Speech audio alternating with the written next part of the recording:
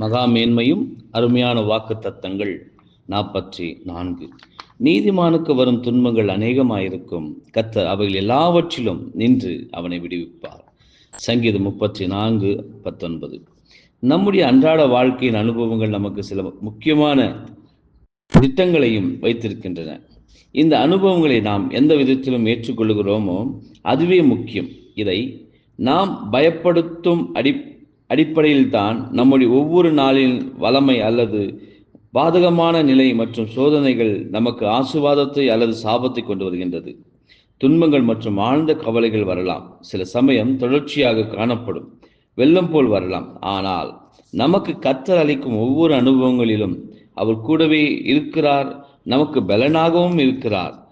எந்த ஆத்மா துன்பம் மற்றும் இன்னல்களால் நெறிமுறைப்படுத்தப்படவில்லையோ அந்த ஆத்மா கர்த்தருடைய அன்பு மற்றும் உதவியின் மகிழ்ச்சி மற்றும் மதிப்பை இன்னும் புரிந்து கொள்ளவில்லை என்றுதான் அர்த்தம். துயரமும் நசுக்கின்ற வருத்தமும் நிறைந்த காலங்களில் நாம் கர்த்தரை நெருங்கி சேர்கின்ற அந்த வேளைகளில் தான் அவர் நமதண்டைக்கு விசேஷமாக நெருங்கி சேருகிறார் என்பதே ஆமென்.